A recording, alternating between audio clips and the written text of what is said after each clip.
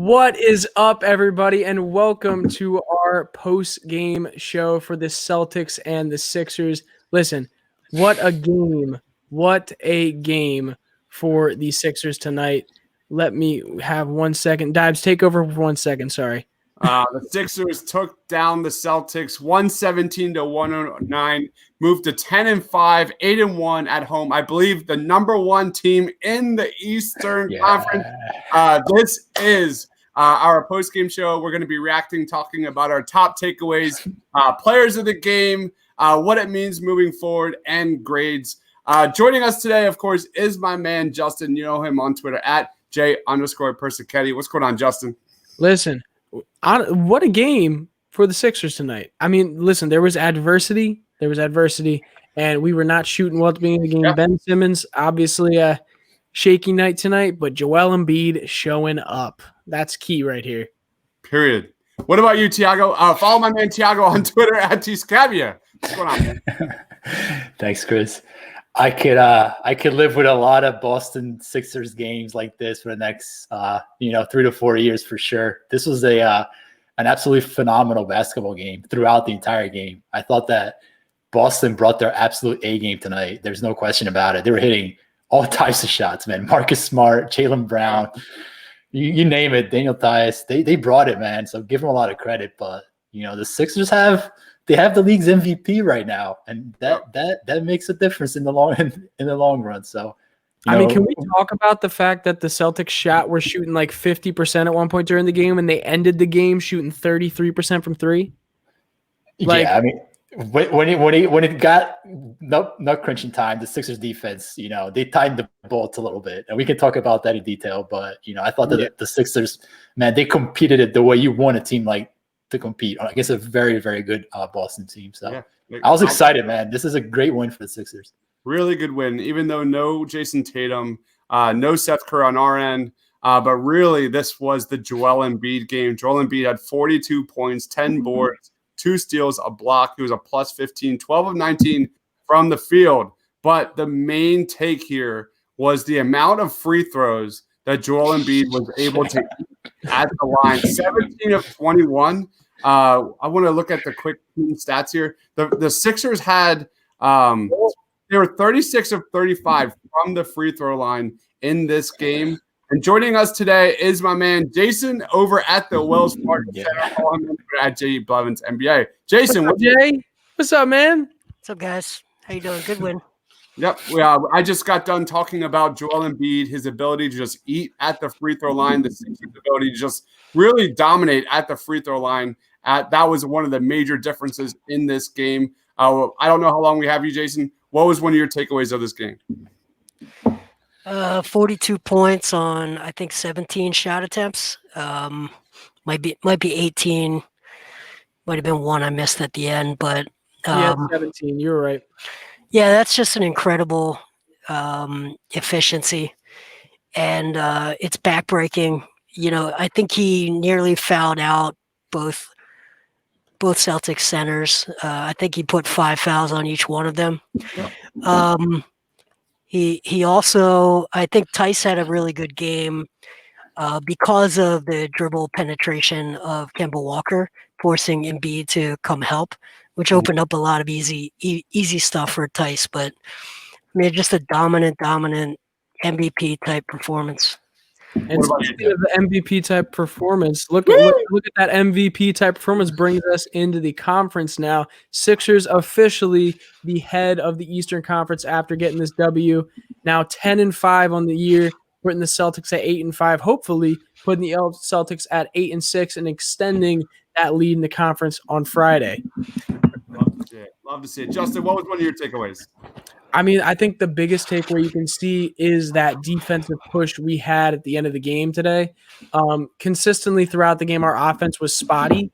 And then in that second half, we started really picking up, and the defense started picking up just in that fourth quarter. I mean, I think we held the Celtics on defense in the fourth to 17 points, and consistently throughout the game in the first quarter, they had 25, second quarter 36, third quarter 31. So that I think says it all. Obviously, offensively, we stepped up as well in the fourth, but defense, to me, was the key at that time. All right, what about you, Tiago? Takeaway.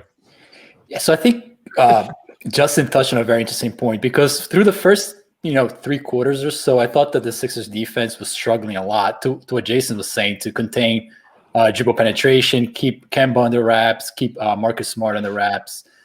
But I thought that in that fourth quarter in particular, they made some adjustments. So I don't know if you guys noticed, they were trapping Kemba a lot more. They were throwing some hard doubles at him.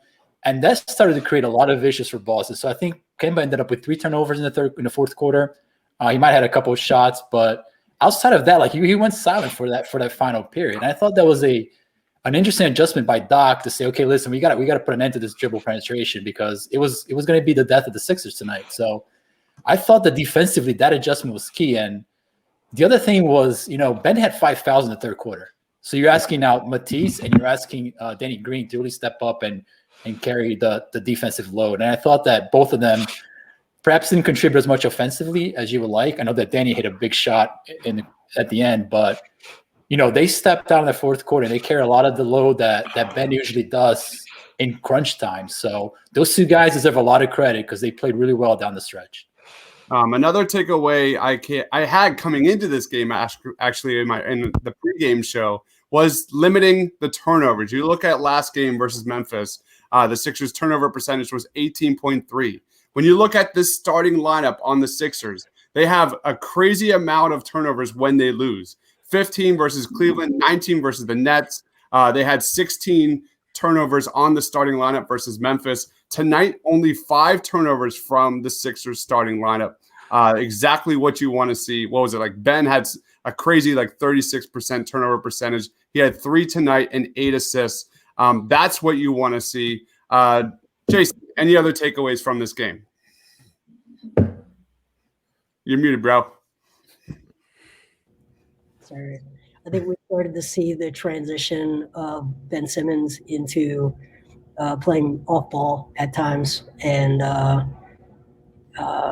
we've seen it in spots, but I think this game for me was the most purposeful version of that. And I think that was a reaction and an adaptation of some of the problems that defenses have been giving him. And I think for the most part, it was good. I think I'm a little tougher on Shake tonight because I don't think he was as seamless as he could have been, switching between attack mode and being a facilitator. And I think that's what you need if you're going to have Ben Simmons off ball. In theory, Ben being the transition point guard and Shake being the half-court point guard makes sense to me. But I think it's up to Shake to really take that role to unlock it. So now, can I ask you guys a question quick? With Doc Rivers and Daryl Morey coming into the team, and this team just ultimately looking like they have a different identity and just a different purpose. Is this a new tradition that we're actually going to be on the winning side of the Celtics and Sixers games? Is this going to be a new thing? Like, usually we're coming to the Celtics game and being like, all right, the Celtics have the Sixers team figured out. Is this looking like it's going to be a loss? Like, mind you, they didn't have Jason Tatum. We can sit there and obviously say that. But, like, is this a good sign does this look like a different Sixers team from past years? I think that if Philly can play a clean game like they did tonight with turnovers and their shot selection, they have a chance against anybody. I mean, Embiid is playing at a level right now that I don't think any team has an answer to. So, but they have to play a clean game. And to your point, like Jason Tatum is a big time difference maker on that team, obviously. So I think those two teams, man, if it comes out of the playoff series, I would not be surprised if it goes down 7 games. I mean, what we saw last year was an aberration with Ben coming out, being out, and other factors at play. But these two teams, you can tell they're very well coached. They understand what their game plan is on both sides of the ball, and they're executing on both ends. So, I wouldn't put much thought into this game outside of just I thought the Philadelphia played a phenomenal game. I'm gonna piggyback off of what Tiago says. I'm gonna just enjoy this one. I mean, how can you not enjoy it when you got Embiid going off for 42 points? So I mean, the Sixers got embarrassed by the Celtics during the playoffs. No Ben Simmons. Ben Simmons struggled offensively tonight, but this is a game that the Sixers really showed grit and fight and really just stepped up defensively when they had to. Outscored the Celtics 14 points in that fourth quarter. Any other takeaways, Tiago? I mean, the only thing that I wrote about this earlier in the week is, we talk about Embiid's development. What I see that I think has taken his game to another level, that MVP level, is his ability to create off the drive. So he's not only facing up guys and selling off that mid-range pull-up, he's attacking the basket like a true guard. And he's not turning the ball over. He's making the right decisions off the dribble. And next time you guys watch him, anybody who's on the chat and wants to really understand what's going on with him, his ability to take guys off the dribble, use different types of moves coming downhill is it's tremendously impressive. Like, he did not have this type of skill set coming into the league, and it's really taken his game to an entire different level right now. And it's been fun to watch. I mean, it's like having another guard on the court. It's quite impressive. Quick before we get into players of the game, Jason, I want to ask you about Tyrese Maxey, because Tyrese Maxey really struggled tonight. 21 minutes, 0 of 4 from the field, 0 points. He did again have 0 turnovers for the 6th time tonight. But the takeaway is Boston was kind of able to kind of phase him out. We're going to start out with Tom Ward. Jason, what do you got going on? Your team really did a much better job stopping dribble penetration and going over screens to prevent open threes. And those that hurt you earlier in the game and were 2 of the reasons you held them to 17 points in the period. Yeah, I love that fourth quarter. I actually love the third quarter, the second half of the third quarter, because we were searching a little bit. And I thought the game was that way the whole game. We got out to a great start. They caught up. They took the lead. But I thought the end of the third was big because the second unit was on the floor, closed the gap, tied the game. And then I thought the starters came in defensively. We ran them off the three. We pushed them inside the three-point line, but we didn't give them easy two. So a lot of deflections. I thought we got our hands on the ball. It was a really hard play game by both teams. Thank you. Next, we're going to go to Kai. Hey, Coach. Can you just kind of talk about Joel? It just seems like it just seems like he has a different mean streak this year when it comes to just demanding the ball, taking over. What are you seeing out of him? What you see, same thing. I love how he played tonight because he kind of let it come to him with 40. That's hard to do. But every time they double teamed, he made the pass. Every time they didn't, he attacked. I don't know. I thought early on they wanted to double team. We got those 2 threes off of his passes. They got out of it. He starts scoring. They double team again. We get another 3. I thought that kind of balance from your team is good. And I love that he's trusting that. Thanks, Coach. Next, Paul Hudrick. Hey, Doc. In that vein, when it seemed like Joel was kind of slowing down a little bit, Tobias really picked up the slack there in the fourth quarter, scoring-wise. How big was that for him to kind of sense that moment and kind of take over offense? He was huge. I thought he was huge early in the game, too. He got off to a quick start. I don't think he got but 1 shot in the third quarter, and so we got to do better there. And everyone does. They have to recognize when you got a guy going. I thought the biggest play offensively of the game, other than Joel's points, was Tobias post-up down low. The post-up with Joel being the passer, which pushes teams in a tough spot. So, it was good. Thought Ben was unbelievable. Defensively, first of all. Garden, we put him on Kimba tonight. We put him on Jaylen Brown tonight. We put him on Marcus Smart tonight. It's amazing what he can do for us. And tonight was a great example of that. just to follow up with Ben, with him playing with 5 fouls and to kind of make those plays at the end, how impressive was that to you? It was huge. I mean, it was a tough call, like when to put him back in. Usually that's not a hard call, but when you're putting them on Jaylen Brown and Kemba, it's very difficult to not pick up a foul and stay aggressive, and he was able to do that. Thanks. Over to Keith. Hey, Doc, you started off singing before you addressed the media. Is that because this was a pleasing victory to you, for you?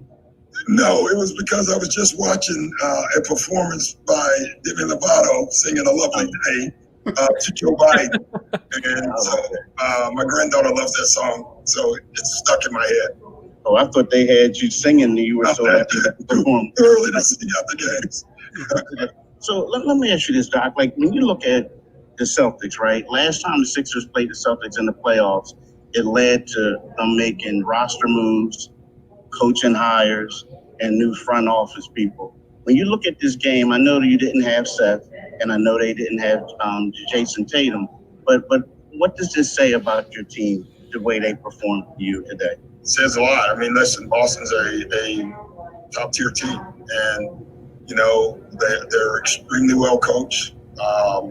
They play together. They're a bunch of bulldogs, and that's what they were trying to do out there. And our guys didn't back up. I don't know in the past, but tonight there were two bulldogs going at each other, and that's what we have to be as well.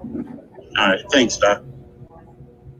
All right, next we're going to go to Tim, and Ben Simmons is available on the locker room link.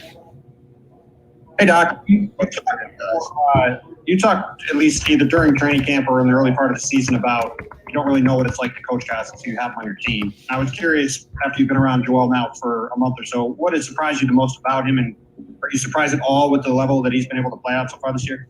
I'm not surprised with the level. I'm just surprised. I don't know if I'm surprised is the right word. He's just more talented, Tim, than even I knew. I knew he was extremely talented, but he has so many more gifts, off the dribble. He can pick his spots. One of his weak points, I guess, is post passing, and he's been phenomenal in that this year. He's tough to guard. I guess the other thing, I knew he was big, but I don't think you know how big guys are until you're in the locker room with him. He's a big man, and he's playing that way. Last one, Austin.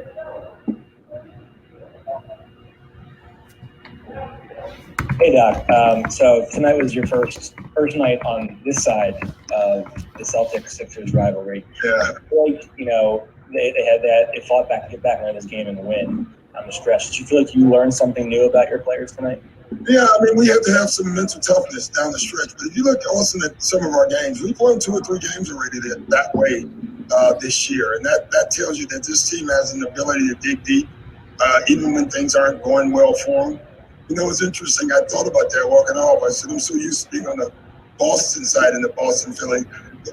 What's funny is they're intense both ways. When I was there and now when I'm here, the intensity is the same. So I thought that was pretty cool. All right, guys, have a lovely day. All right, now I think we're going to head over to the Ben Simmons. Am I correct on that, Jason? Yeah, that's right. Okay. And by the way, if you guys didn't know, that was on that last question there, that was our man Austin Krell from the Painted Lines. So listen, he was on here for pregame, so he's on there asking questions for us as well. So now we're gonna pull up the Ben Simmons post-game availability interview. Jason Blevins at J Blevins NBA is our beat reporter for them, so he has access, and he is showing you exclusive content as a NBA beat reporter would see. So right now we're going over to Ben Simmons. It looks like he's not speaking yet. Am I correct on that, or is it just not up? Not yet. Okay. So I'm gambling a little bit that Joel will be in the shower late. Hey everyone, because Doc is either finished or almost finished, Ben's going to be over at the primary. Sorry about that. Ben Simmons to the post-game link. Hey, welcome to our life. Looks like we got to go back to the other link. So hey, we joke about how the sausage is made. This is our life. It was a lot easier when they're all there. This is our life on game days. It's always a real quick, Tiago. Dabs has a question for Tiago. What are you going to say, Dabs? Yeah, what was your take on Ben Simmons? Because we heard a lot of comments tonight during our watch party on Ben Simmons is not involved. He's not he had like 3 shots in the first half. He ended up with 11 points, 5 total shots. What was your thoughts on Ben tonight? Yeah, what's a game without some sort of Ben Simmons quotes?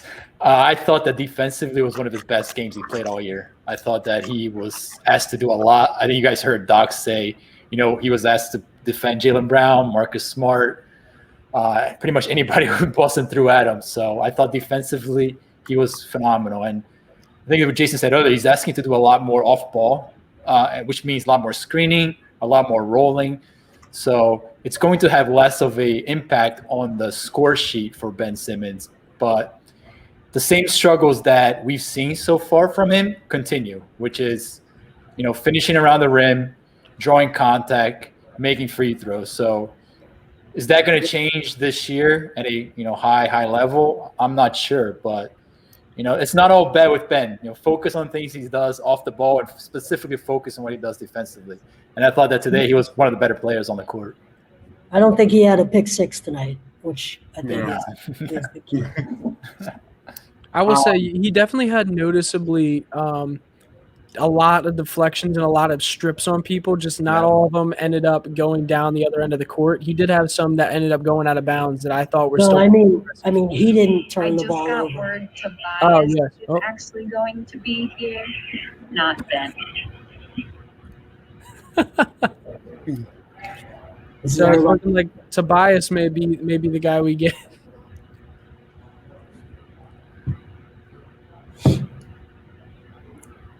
Are we? I'm gonna unshare for a minute. As soon as he comes up, I'll bring Here, it. if you want to share it, I can remove it from the screen. I think it'll just stay at the bottom there. That's great. Back to Tyrese Maxey. Jason, you had some really good comments on Tyrese Maxey in that first half. Really struggled to get his shots. Clearly, the defense, Brad Stevens' defense, adjusted to Tyrese Maxey. He was in the scouting report. What was your take on Maxey tonight? Yeah, I just think this is part of the rookie process where you play well enough to get on a scouting report, and then they take away the things that you've done well, and you have to adapt and do other things well next. And that's where he's at. And Tobias is coming up. Let's start with Lauren Rosen. It's a tough life. You got to share the season. You've been really aggressive late in games. How gratifying is it to see your work paying off and that confidence showing through late in games? Definitely gratifying. I think as a player, those moments you want. And I just think all in all, teammates, docs, put myself in those positions to be effective fourth quarter. Doc preaches it every day, every practice. It's just to make the right play. So, more times than not, it's not. Some of them aren't even for me to score. They're just for me to make the right play for us to win a game.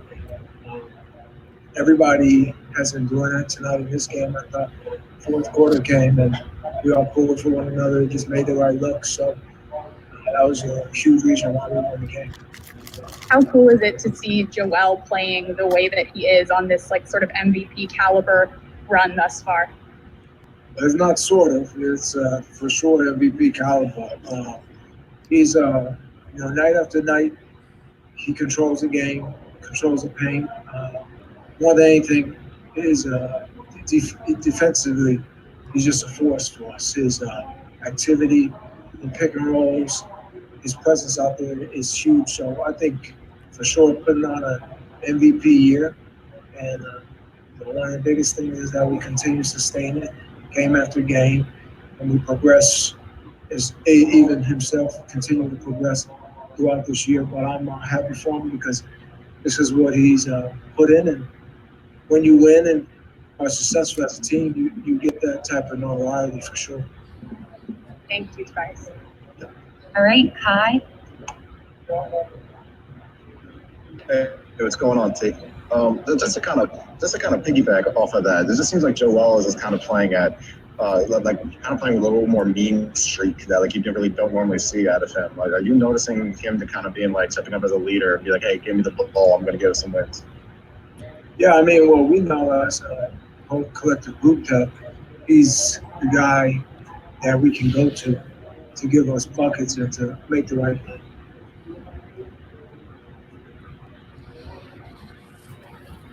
So just got word Joel's going to be on the other link, so joining that. So we're going to hear comments from Joel Embiid. Let us know in the comments section. We're talking about a lot about Tobias in the comment section. One thing he said about Joel Embiid, which we're going to go talk to right now, is his MVP type play in the beginning of the season. Now, in the comments, let us know, what do you think has been the biggest thing that is making Embiid have that jump this year? And honestly, I think that's all it is. What do you think is attributing to him getting all these points per game and being at this level? Yeah, I got you, bro.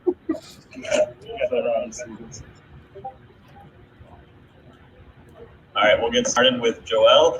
First question, Jason Blevins. Hey, Joel, big night tonight. Last couple of games, I've noticed you've been sitting behind the basket, sort of watching the game unfold.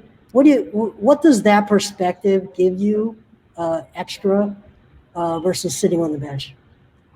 I mean, it's all about, if you don't sit on the bench, you're going to wear a mask. And playing in the game, it's kind of hard to, breathe. And you go to the bench and you got to wear. So that area, I guess, is what they call it, cool down, whatever. And I'm also by myself. And how to, get back to myself, start thinking about what I can do better. But it's hard to breathe through the mask when you're on the bench. Thank you. Noah Levick, next. Hey, Joel. Just first off, you missed this road trip because of your knee. How is your knee doing right now? My knee is doing great. My whole body feels amazing. By your standards, even, this was a very good night for drawing free throws.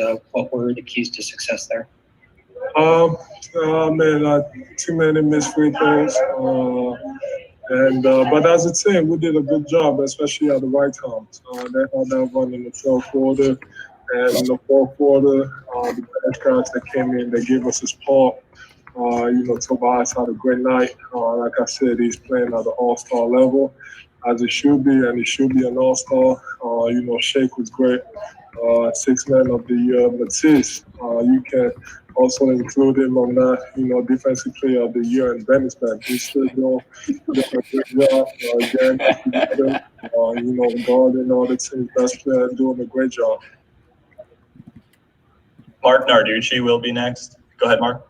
Hey, Joel, I just joined, so if you were asked this, I'm sorry, but you really seem to take advantage of their defense inside. It seemed like they had no answer for you every time they went in. How about that? Just being able to dominate them. They don't have great height, and you were able to take advantage.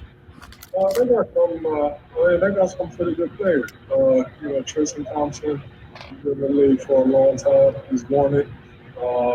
Daniel Teese, he's a big guy. He's doing a great job. We played a few times against each other. And pretty good. Today he shot 10 for 11, and he had a lot of points, way too many points. So, we got to limit that. So it's not about the size. They got pretty good big men. I guess, I just did a better job. Through the double and triple teams are the same. Keith Pompey. What's up, Joe? How you doing? Last time y'all faced them in a real game, it was in the playoffs. They swept y'all. From that point on, you guys just basically went through a whole facelift. And to me, I was looking at this game sort of like, I know both of y'all were missing certain players, but I looked at it as a barometer to see where you guys are. And when you look at it, what did you find out about your team? Obviously, they're missing, a great player in Jason Tatum. We also missing best shooter. Opens up the floor a lot for us, and it makes the game easier for everybody else as far as driving lanes and knocking down shots. But losing to them, in the playoffs, and them being also first in the East, you want to go out there. You want to play against that competition, and you want to beat them. You want to see what you got, and you want to prepare for the playoffs. And I thought we did a good job. I do too. Just talk about. How do you think you guys? I know you haven't been there yet, but when you look at it and see how you guys are gelling together, when it's all, when you have the majority of your team, how does it make you feel about the future of this squad moving forward? I mean, we got a great future. We got a bunch of young players. You look at, you start with the top ones, Tobias, Ben, and then you add that to the rookies. You got Maxie, you got, Shake, who's doing a great job. You got, Matisse, who's been amazing. You add that to the vet, you add the vet presence with that too, which I think has helped us a lot in, Dwight, despite what you hear about, him in the past, is when he came to the team, I could have never thought that whatever I heard was true. Like he's a great teammate, probably, one of the best up there that I've ever had. Always great energy, always smiling, uplifting everybody. So we got a great group of, guys, and but we still gotta take it to the next level. We got a long way to go. All right, thanks, man. Going to Kyle Newbeck. Hey, Joel. So Marcus Smart did an interview after the game tonight, and he said that he talked about the discrepancy in foul calls, and specifically talked about you saying that you flail a lot and you get calls. So I guess wondering if you have any kind of reaction to that. Marcus Smart just told me that I flail a lot. Come on. I'm sure he knows himself and he knows his game too. He does a lot of that. And I don't think I do. If you watch basketball and if you're a student of the game and if you actually pay attention during the game, we all say, like, every single foul, I get fouled. And they probably don't call all of them, like the last one. When, there was 3 minutes left and I went up and that was a foul and they knew it, but they didn't call it. So there's a lot that they don't call. And there's a lot that, they call because you have to. The game is physical.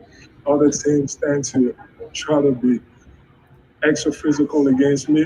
And I guess I'm just smarter than everybody else. I just take advantage of it. I just take advantage of how they're guarding me. You can call that, I don't know, basketball IQ. Like if you're going to put your hand up there, I'm going to take advantage of it and I'm going to get to the free throw line because I know that I'm a great free throw shooter. And that's a better chance for me to, help the team win in those situations. Nice shot. The last question will be Jackson Frank. Go ahead, Jackson.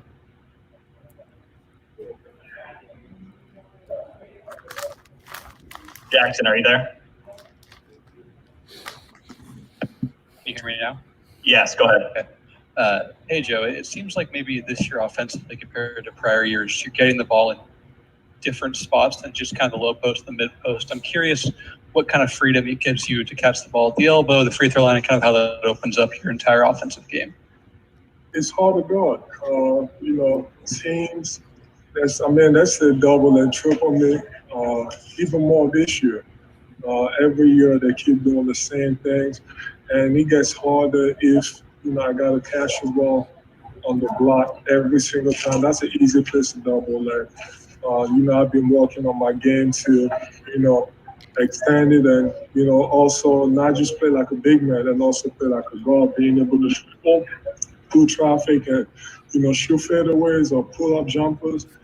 So playing out of delay actions, that's good for me because how you gonna double that? You can't. It's hard to double from the middle of the floor.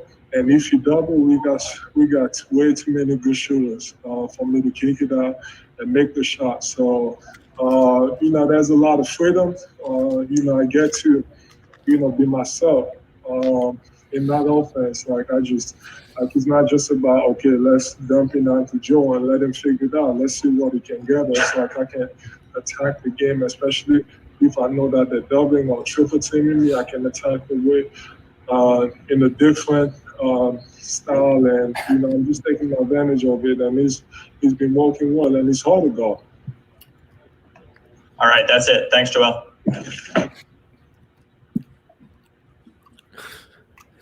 Can we just talk about the fact that Joel definitely got a little bit offended based on that comment? You saw that he got a little heated after that remark about Marcus Smart.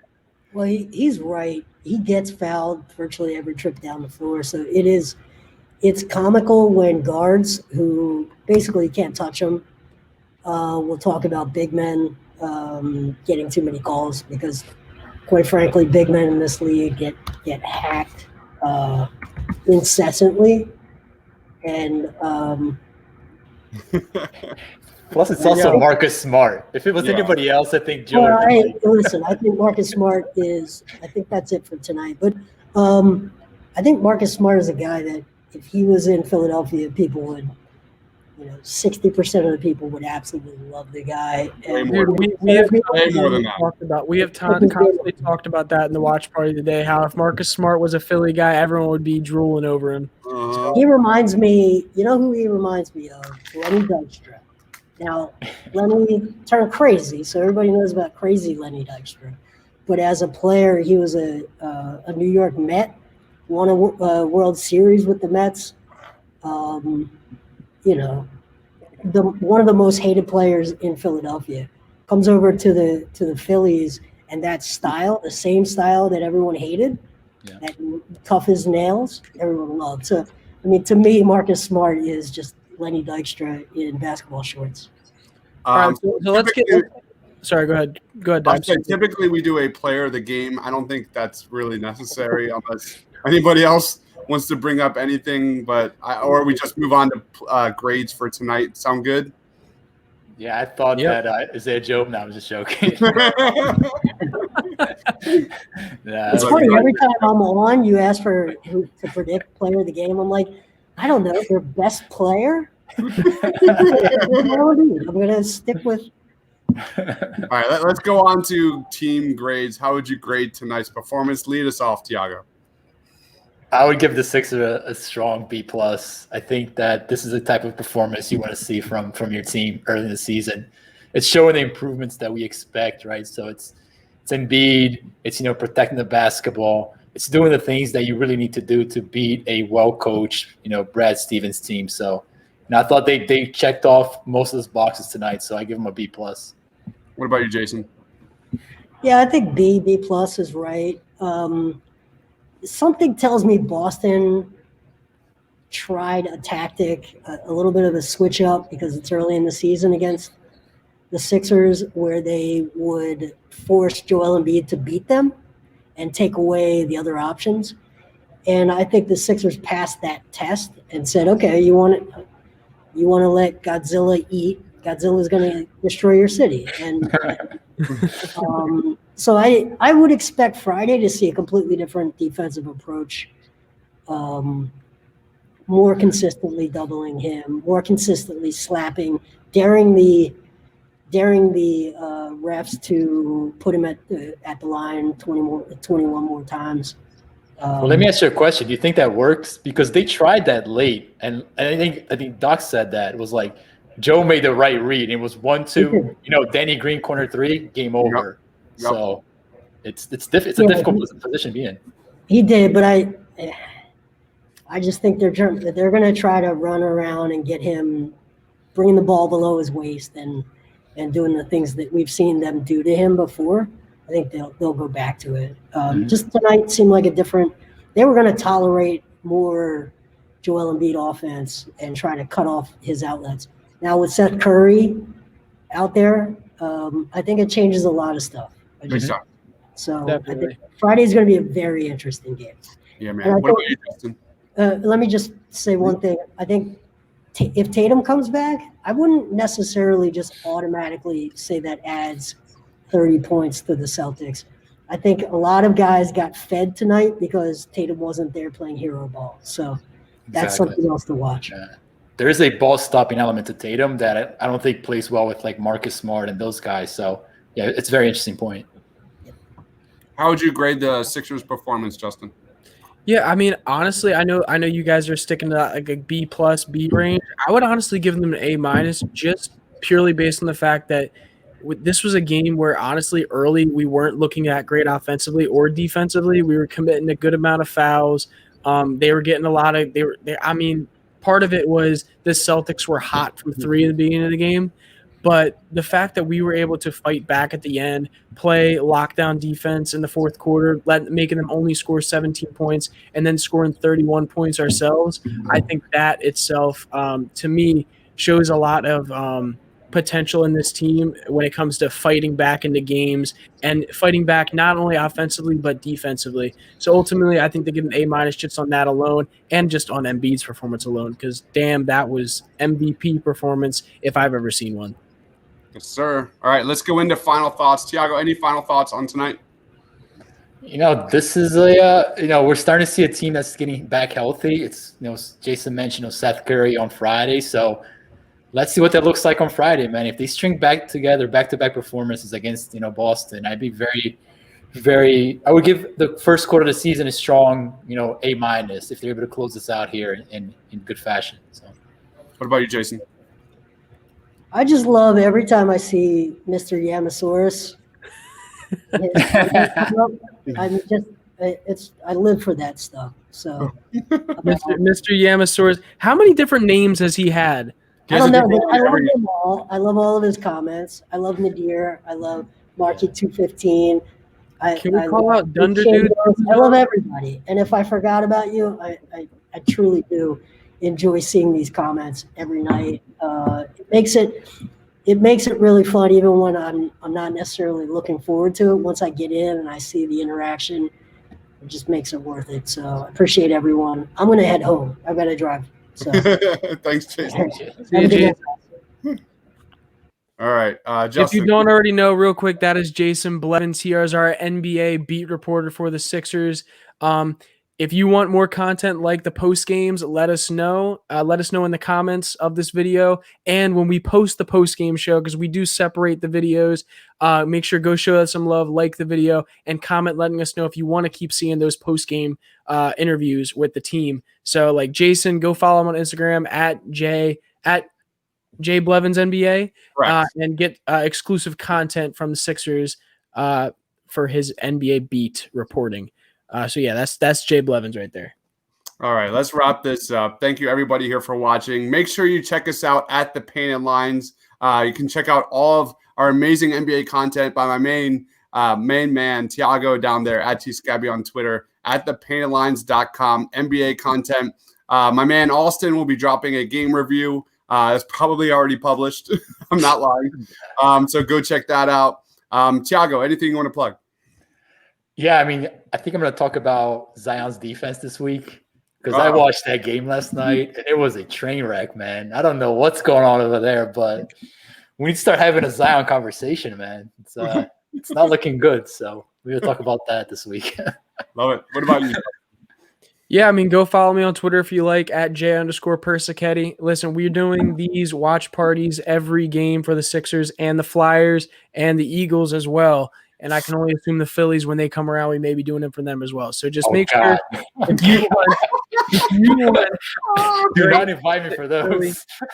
If you want great Philly content and more, make sure you guys follow, like, subscribe to all our videos.